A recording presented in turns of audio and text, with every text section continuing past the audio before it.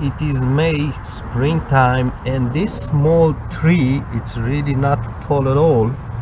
It just passed the winter, Canadian winter, in absolutely freezing temperature, many months, and now it's pushing fresh new leaves.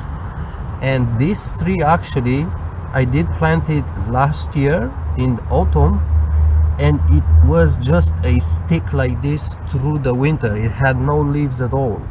Actually, it did had leaves which did fall someplace. I no longer see them.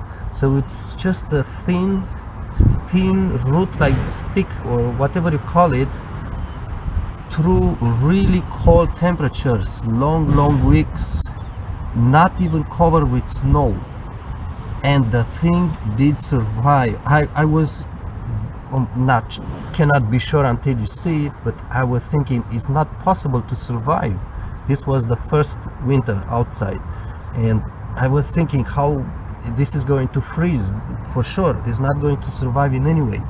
And yet I did notice in April basically started to have this fresh young leaves, and that shows me that it's alive. And I'm really surprised. Now this thing is a plum. This is a plum pit.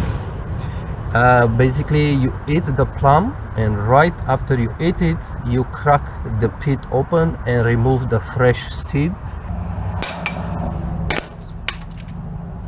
And I do have another video shows how I did it, because I did put it indoors first, actually first in fridge then indoors. But I'm very surprised that it did survive the winter.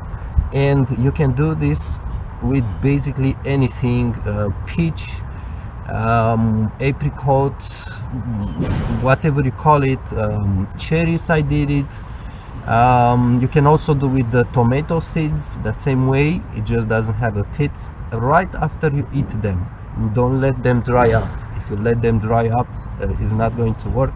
Maybe some of the viewers know that I'm from Romania. In Romania we call this ghiocel. I'm going to put the translation, I don't know it right now, in English. In French it's perce-neige. This one, it's a pretty tall species. Is not what we had in Romania, but it's the same plant. And this arrives or flourish right in the spring. Usually it's just getting through snow. Basically is the first flower that we see.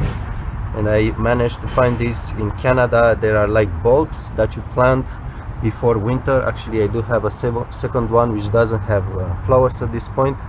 This one it's getting 3 flowers at this point. But the point with this is just my memories. In my childhood, we would always, in springtime, we would always get this. When I was in high schools, a couple of colleagues will start bringing this in classes. We would give this to girls. And I do remember the smell from this thing, which is just, it's not possible to describe it obviously, but it's just so very delicate perfume to it, greenish perfume. And yes, I'm just happy that I could plant this in Canada and find bulbs for it. I did get the bulbs from, I think, a hardware store or something, a Home Depot or something like this. And is a very pretty plant to see. Again, usually if you have snow you would see perhaps just growing through the snow itself. But again, this species, the plant here that I have, actually I'm going to put you the pictures of the ones that I had in Romania, because it's just different, looks different a bit.